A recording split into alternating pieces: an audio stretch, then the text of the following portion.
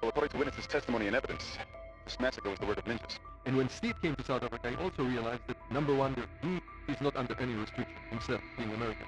But not only this, he found out that he was already a hero in South Africa. When he walked in the street, people already recognized him. Do you still remember Steve James? The second hero in American Ninja, the unyielding warrior in the flames of avenging force. At the peak of the 1980s, Steve James was like a storm sweeping through Hollywood fists, like thunder eyes of determination and the smile of a true fighter. He was the first black action hero who made audiences rise to their feet and cheer. But then, just when the lights were still shining bright, he vanished. No scandal, no drugs, no affair. One day, Steve James, the name that once shook the box office, simply disappeared from the movie world as if he had never existed. Some said he was taken out of the system.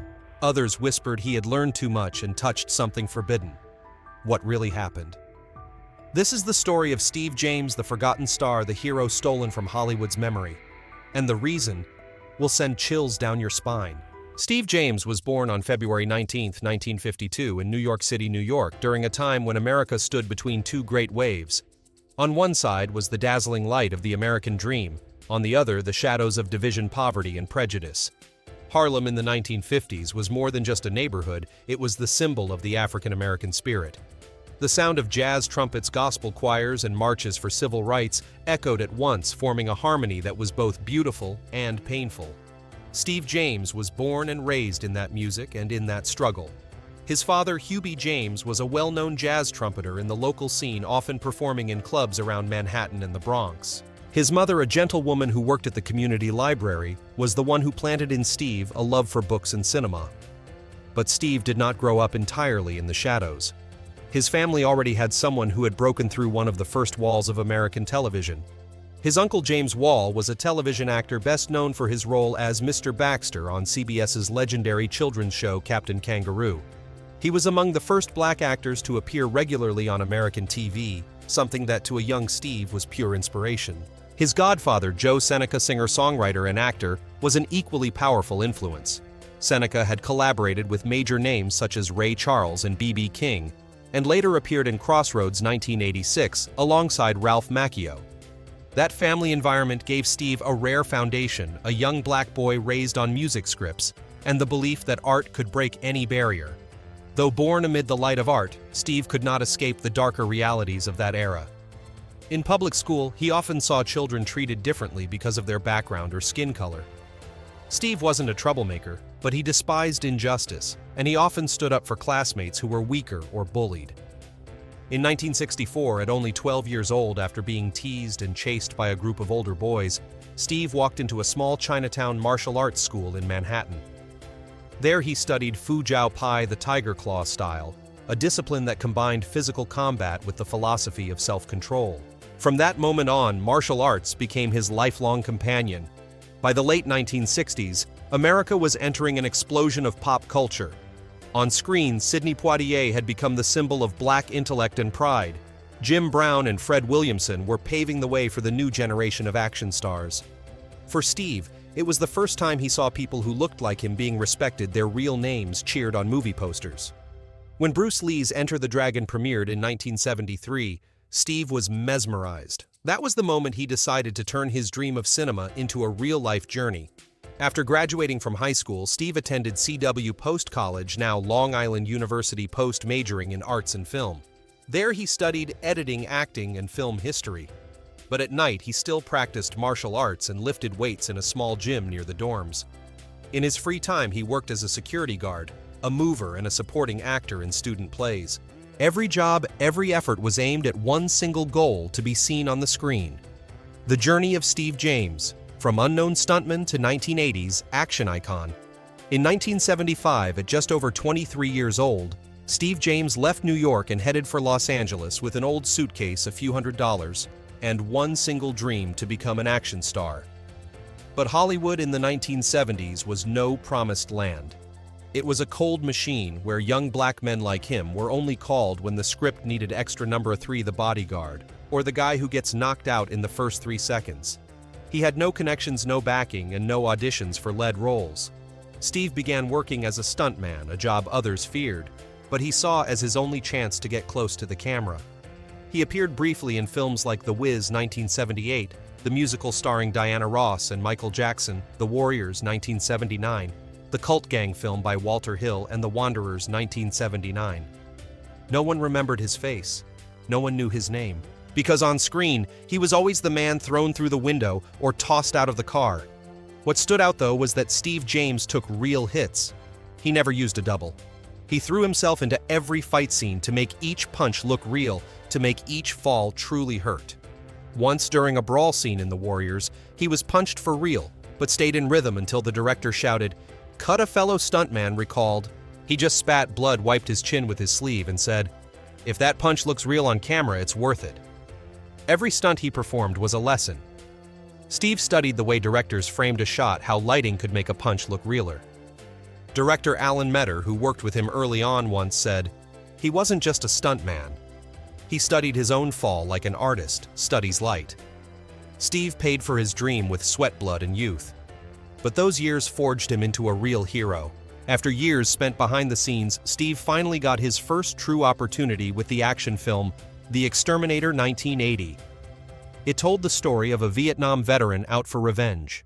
Steve played Michael Jefferson, the loyal friend whose death motivates the main character, played by Robert Ginty, to become a vigilante. Though he appeared only in the first half of the film, Steve caught the audience's attention. The Exterminator grossed over $35 million worldwide, an enormous number for an independent film, and the name Steve James began appearing on Hollywood's list of promising new action stars. The stuntman had become a real star. The rise to fame, Hollywood's second hero. By the mid-1980s, Cannon Films, led by Menahem Golan and Yoram Globus, ruled the world of B-action movies. They needed a strong, authentic face, someone who could really fight, and Steve was the perfect fit. In 1985, he was cast as Curtis Jackson in the action movie American Ninja, the story of Special Forces soldier Joe Armstrong, played by Michael Dudikoff. Curtis Jackson was written as a sidekick, but Steve made him shine brighter than the lead, direct, fierce, passionate, and with a natural sense of humor. Audiences loved him because he was real. He didn't act like a hero, he was one. Film magazines at the time called him the real muscle of the movie. He turned a supporting role into the film's heartbeat, so much so that many viewers remembered Steve James more vividly than the main star Michael Dudikoff. Within months, Steve became a familiar face to action fans around the world through VHS tapes. After that huge success, Cannon teamed Steve and Dudikoff again for Avenging Force 1986. In the film, Steve played Larry Richards, a black ex-soldier turned political candidate targeted and murdered by a secret organization called the Pentangle. It was a powerful role, one that reflected the racial and political tensions of its time. But when Steve read the script, he froze. His character, a father, a warrior, a man brave enough to speak the truth, was killed halfway through the movie. Steve reacted strongly. He went straight to director Sam Furstenberg and asked, "Why does someone like me always have to die before the movie ends?" Years later, Furstenberg recalled Steve hated that death scene. He said it with real anger, but also with deep sadness. That single line revealed everything. Despite his talent and the audience's love, Hollywood still confined Steve James to the stereotype of the sacrificed sidekick. He realized that even if fans adored him, the system still saw him as a shadow beside someone else's spotlight. That same year, he appeared in the Delta Force, the hit war film starring Chuck Norris. But once again, he wasn't allowed to be the center. Hollywood's door opened just wide enough for him to step in, then slammed shut before he could pass through. And yet every time he appeared, Steve made viewers hold their breath. His eyes, his stance, the way he gripped his weapon, everything felt raw and real. People began calling him the second hero. Not because he was weaker, but because he was always placed behind someone else. From 1985 to 1989, Steve became the familiar face of the VHS action generation. He starred in American Ninja 2, The Confrontation 1987, I'm Gonna Get You Sucka 1988, and Riverbend 1989. In Riverbend, he played the commander of a rebel unit fighting racial corruption in the American South, a film little known to the public but praised by critics. It showed that Steve James was not just muscle, he wanted to tell stories with a soul. After years of being boxed in, Steve refused to accept that fate. He decided to carve his own path, the struggle to break free from the shadow of the supporting role. By the late 1980s, Steve James chose a different path, one of willpower and freedom. He no longer wanted to be the hero standing in someone else's shadow, no longer the second name on the poster. He wanted to do what Hollywood had never allowed him to do, take control of his own image. In 1990, Steve James released Street Hunter, a film he wrote, produced, choreographed, and starred in himself. In the movie, Steve played Logan Blade, a former cop, betrayed by his own force, now hunting criminals on the streets. The character was a reflection of his real life, strong, solitary, but never willing to give up. The film had no flashy effects and no million-dollar budget, but every punch and kick felt so real that audiences could almost feel the pain with him. Street Hunter was Steve's bold declaration to Hollywood. "I'm not just someone's partner. I'm my own hero." Audiences loved him not for the spotlight or the fame, but for the truth he carried, a quality few in Hollywood still had by then. Before Street Hunter in 1988, Steve appeared in I'm Gonna Get You, Sucka, a sharp satirical comedy that poked fun at the old blaxploitation action films. As Kung Fu Joe, Steve fought, laughed, and mocked the very black super-action hero image he himself had once embodied. The film became a small but meaningful milestone, proving that Steve wasn't just muscle.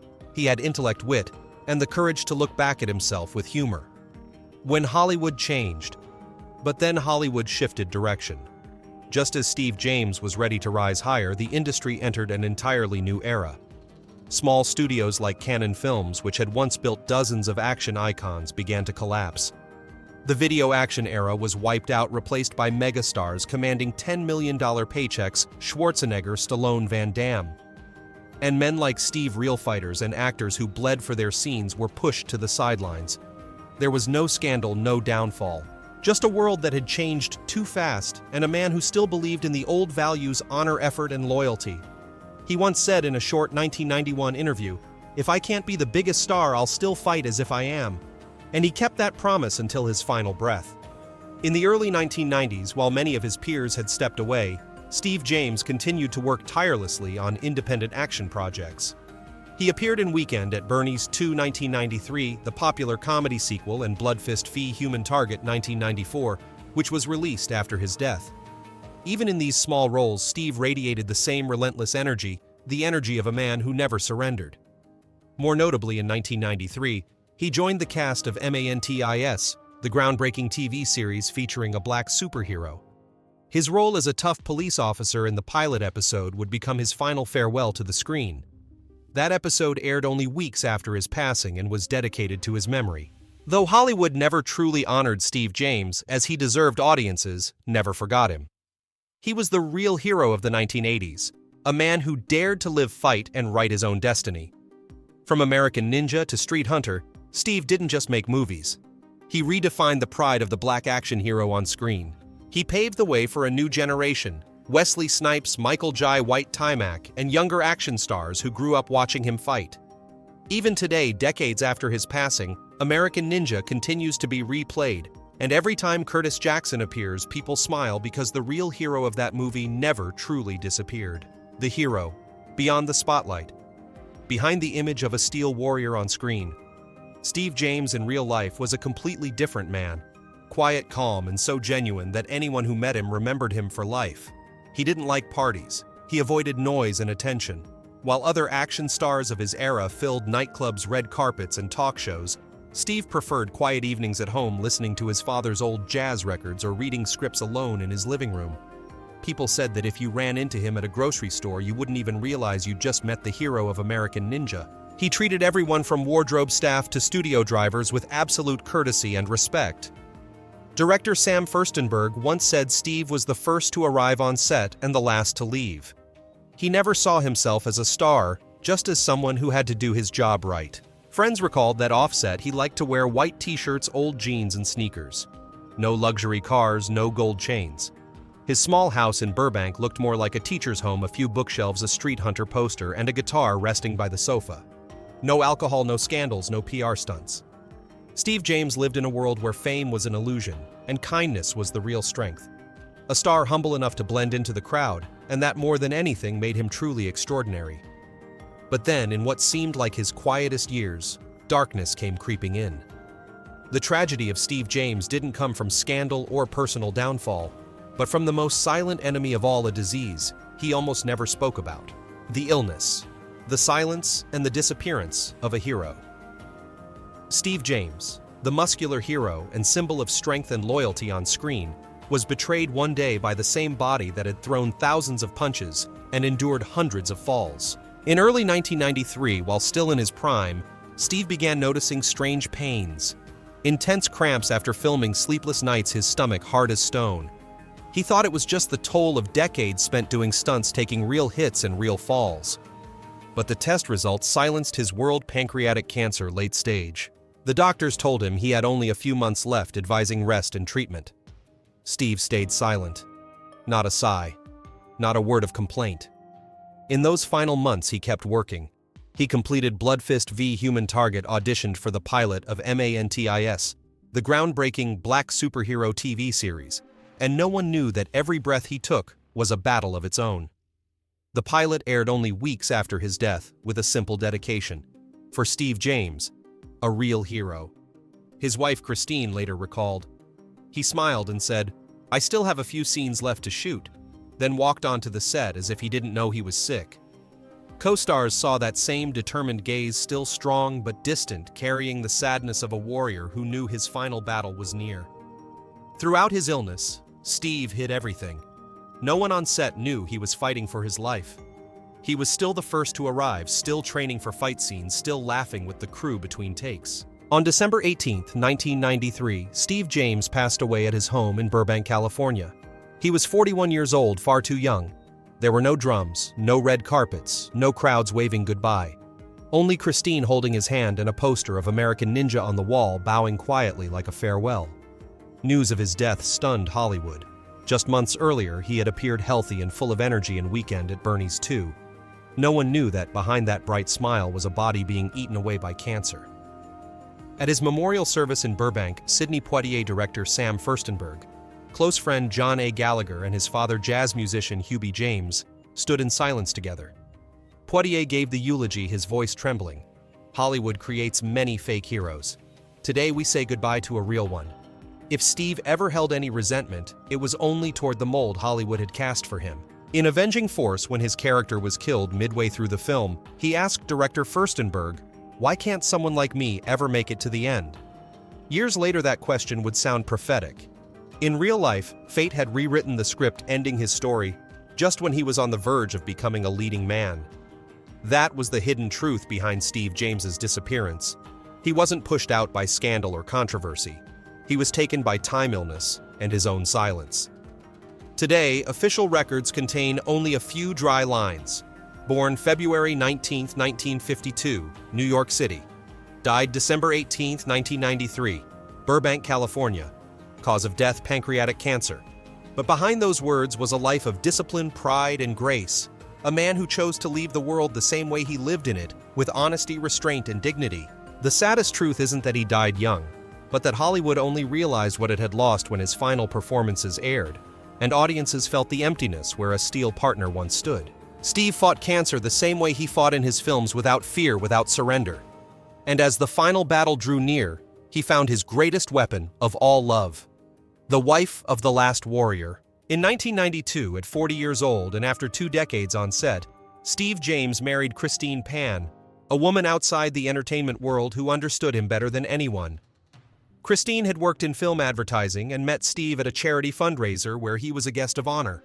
There was no proposal under the cameras, no grand wedding gown, just a small, quiet ceremony in the backyard of their Burbank home, where Steve spent the last years of his life. Under candlelight, surrounded by a few close friends and family, he took Christine's hand and whispered, "I've kissed cameras 1,000 times, but this is the first time I've ever felt nervous kissing for real." They had no children, but Christine never felt anything was missing. Steve often joked, smiling as he held her, "I already have millions of kids, everyone who ever watched me fight on screen." Their small Burbank home, its walls lined with photos, posters, and memorabilia from American Ninja, Avenging Force, and Street Hunter, was later nicknamed by fans the Last Warrior's House. Christine recalled that even in his final days, though weak, Steve kept his morning routine, waking early, playing one of his father Hubie's old jazz records, making black coffee, and gazing quietly at the garden. She remembered the moment he turned to her and said, "I don't know how much time I have left, but I don't want to spend it being afraid."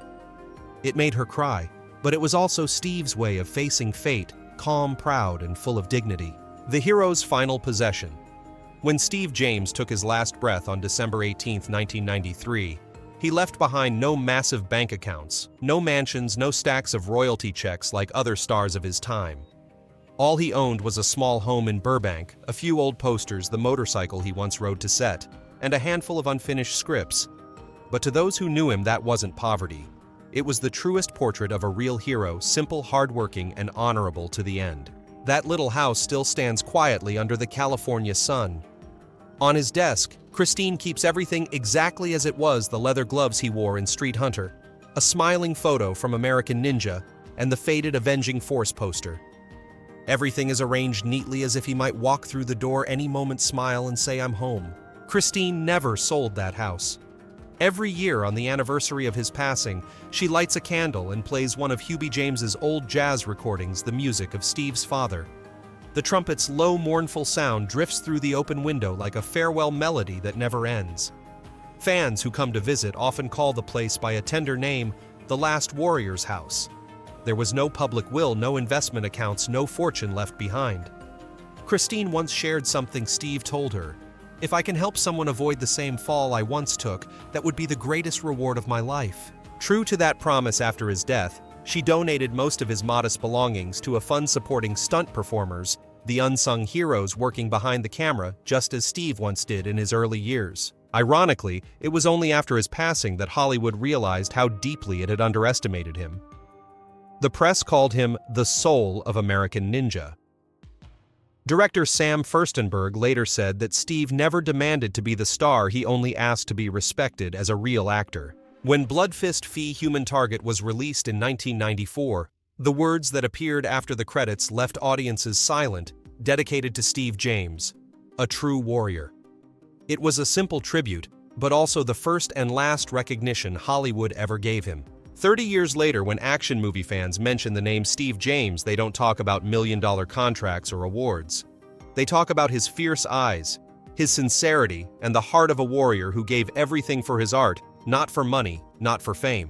Young martial artists and stunt performers still see him as a role model, someone who did everything for love of the craft and loyalty to his team. The legacy of Steve James was never measured in wealth. It was belief that a person doesn't have to be the biggest star to shine. It was honor, something no one can buy. And it was memory, something time can never erase. 30 years have passed since Steve James left this world. Yet his films are still watched, not for the effects, but for the truth in every punch, every smile, every nod.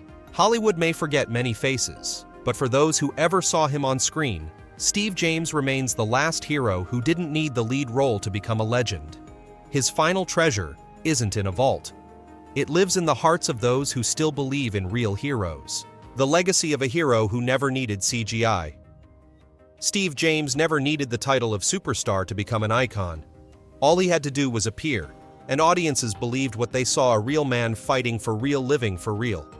In the world of 1980s and 1990s, action cinema, dominated by names like Stallone and Schwarzenegger, Steve James entered with a different kind of presence, honest, kind, and unpolished. His influence didn't end with the films he made. It reached deep into pop culture. Even the design of Jax from Mortal Kombat, the steel arms, the proud stance, the confident smile of a warrior who knows his limits, is said to have been modeled after Steve James himself. Had he lived into the 2000s, Steve might have been the first to bring Jax to life. No special effects, no CGI, just real strength and real eyes that told a story. What makes Steve James's legacy endure isn't just the thrilling fight scenes he left behind, but the spirit that reached something deeply human in his audience. In an age when many action stars were manufactured through effects and spectacle, Steve James proved that true power and loyalty could still make people cry. Every time audiences rewatch American Ninja or Avenging Force, they aren't just watching a movie, they're revisiting a part of their own memory, a time when heroes were real and every punch carried belief. Steve James wasn't just an action actor, director Sam Furstenberg once said. He reminded us why we fell in love with cinema in the first place. And perhaps that is Steve James's true legacy, not the movies he starred in, but the pride, honesty, and humanity he left behind for his colleagues, for the generations that followed, and for the fans who still believe that real heroes don't need to be created by CGI or spotlight. He doesn't need a monument. he is one. If you still remember the last warrior of Hollywood cinema, Steve James, leave a comment below, and don't forget to like and share so you won't miss more stories about the legends who shaped our world. All data, analysis, and commentary in this video are presented based on information available at the time of production. The content is subject to change over time and should not be considered a definitive forecast. There is still so much more to explore: stories of resilience, legacy, and truth. Feel free to dive into some of our top recommended videos now appearing on your screen.